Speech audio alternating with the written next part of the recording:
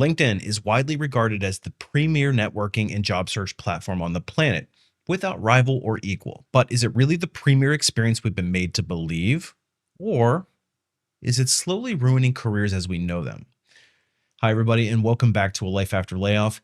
If you're new here, my name is Brian, and I'm a corporate recruiter with over 20 years of experience interviewing and hiring thousands of people into some of the world's most well-known, well-respected companies. And I founded A Life After Layoff to demystify how careers and job search work at major corporations. So if that kind of content interests you, make sure you hit the subscribe button. You may also want to hit that notification bell so you don't miss any future content.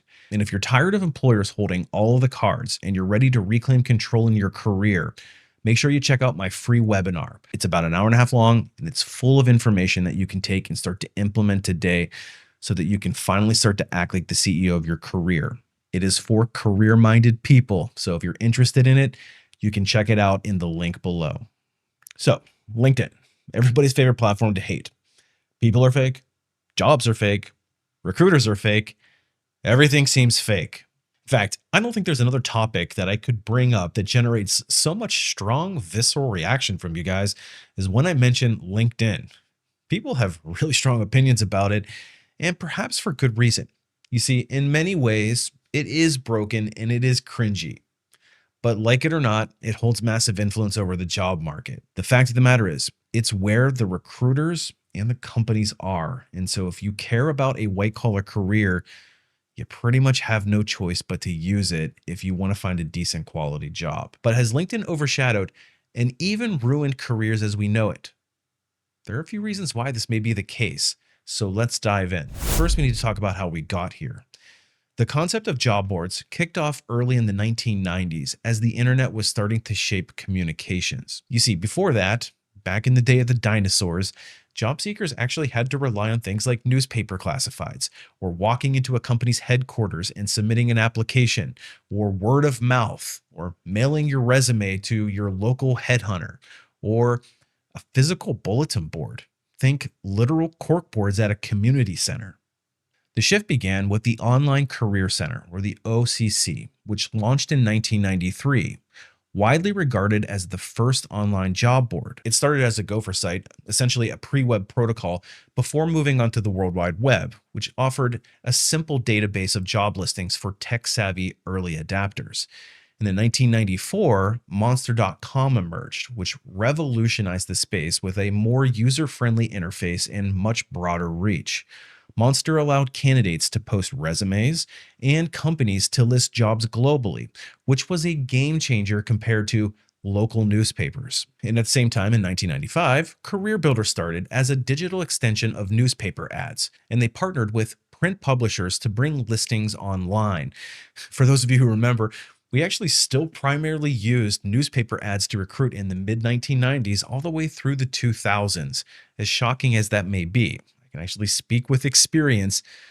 I used to run a lot of newspaper ads early in my career. And by the late 1990s, job boards were starting to hit their stride, with companies like Hot Jobs back in 1997 adding features like resume search for employers, making the process much more interactive.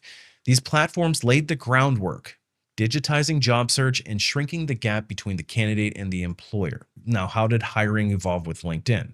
Well, LinkedIn was launched in 2003, but its impact on hiring really took off after 2008 when it introduced a novelty here: company pages and job postings. Unlike traditional job boards, LinkedIn combined professional networking with job search, creating a more dynamic ecosystem. And this is the precursor to what we have today. And by 2010, LinkedIn Recruiter became the go-to tool for talent acquisition, letting recruiters for the first time search profiles with precision instead of just posted resumes in a database. And LinkedIn Recruiter is something that I've used extensively in my own career as a recruiter. This shifted hiring from passive job listings to active talent sourcing. And this is the first major issue. Most people still utilize active applying, whereas companies overwhelmingly rely on active talent sourcing. So in other words, recruiters going out and finding candidates rather than waiting for them to apply for jobs. So if you're not being recruited for a position, you almost have no chance at getting an interview. Add to this features like Easy Apply, which was introduced in 2011, which essentially streamlined the application process, making it a simple click of a button to add your name to the resume pool. And with so many people all over the world spam applying and taking their proverbial shot, you're finding yourself competing with thousands of candidates, most of whom aren't even based in the United States or are even remotely qualified for these jobs. Recruiters are getting buried with an avalanche of candidates for just about every role, and getting seen is increasingly getting more difficult. And much to the chagrin of some people who are probably watching this video, hiring now emphasizes networking and personal branding. And 87% of recruiters are using LinkedIn to find talent, and that's directly from LinkedIn. In fact, I would venture to say it's probably even higher than that. And considering that most hiring is done through direct outreach or even networking, this shift in approach has required job seekers to adapt almost out of necessity rather than desire. The problem is that there's a lot of people out there, and I totally understand this mentality, but they're nauseated by the idea of having to market themselves to employers through networking efforts and branding.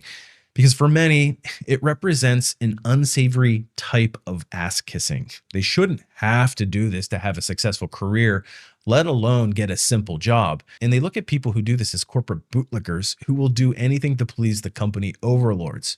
And even worse, in order to play this game, LinkedIn's algorithms prioritize posts that go viral, these emotionally charged or generic inspirational stories, these humble brags, or these one-size-fits-all relatively generic advice. Meanwhile, thoughtful, nuanced, critical voices are often drowned out. And if you try to share honest or complex perspectives, your reach is throttled. And I can speak firsthand about this. In fact, sometimes I wonder if it's society's bite-sized attention spans, because when I post something that is generic and relatively high level, I get a lot of engagement. But when I post something that actually has true value and gives step-by-step guidance and advice, it's nearly crickets. So it's increasingly difficult for real professionals to stand out and build genuine credibility, while this shallow content tends to dominate the feed. And as a result, most people have completely neglected their networking and or their branding, nor do they even want to play the game, so to speak. And let's address the major elephant in the room: LinkedIn's near monopoly on professional networking. And in fact, if you're not on LinkedIn, you're virtually invisible to most recruiters and employers. But as LinkedIn's dominance has grown, so have its paywalls. Features that once were free, like seeing who viewed your profile, or sending direct messages, or attaching a custom message to a connection request, or unlimited search on the platform, are now locked behind expensive subscriptions. And even then, they're not all that effective. So this creates a two-tier system: those who can pay for premium access and those who can't. And if you're out of work or you're just starting out, you're at more of a disadvantage. And this is making job search even more challenging. And another issue that's grown in recent years is predatory job postings and scam recruiters. On LinkedIn, it's not uncommon to see companies offering these unpaid opportunities to experienced professionals, and sometimes disguising them as internships or portfolio projects, which are absolutely ridiculous. And then there's the companies who leverage LinkedIn to collect resumes using what they call evergreen posts. Essentially, they have no intention of ever hiring anybody on them. And more often than not, they just leave the job seeker feeling used and demoralized. And worse, the platform is rife with fake recruiters pitching fake jobs and spam accounts. They're trying to lure you in with the promise of an interview. They'll ask for personal information, or they'll maybe even request payment for fake job training or paying for some equipment.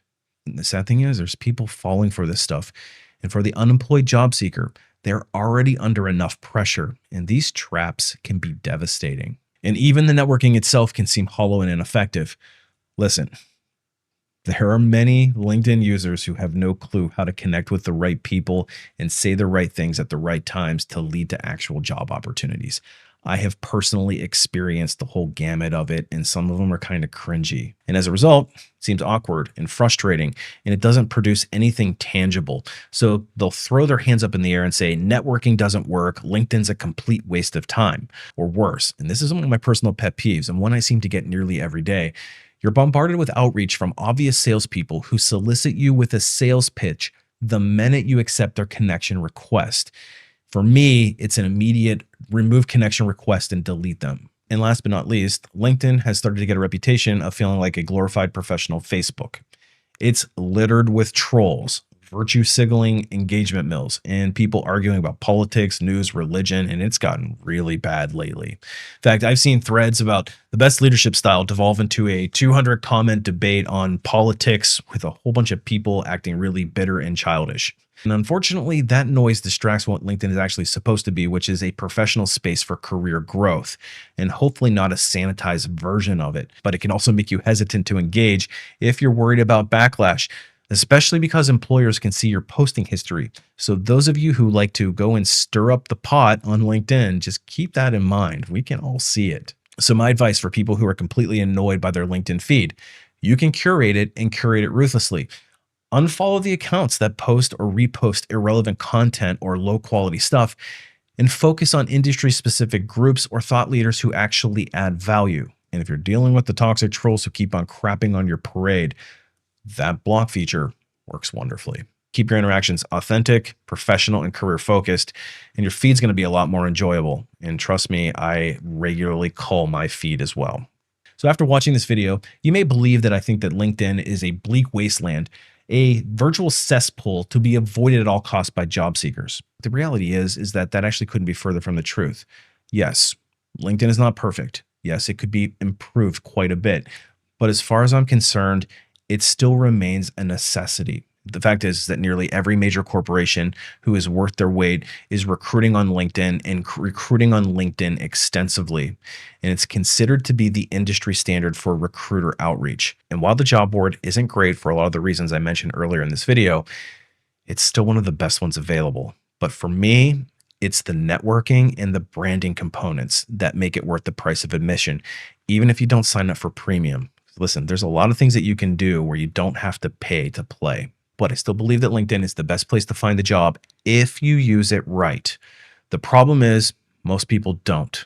So if you're struggling to gain the attention of high quality companies and get recruiters to come and start recruiting you, I actually created a course called Unlocking LinkedIn, which demystifies how recruiters recruit, how to skip them potentially altogether, and how to actually network without it feeling like an awkward waste of time.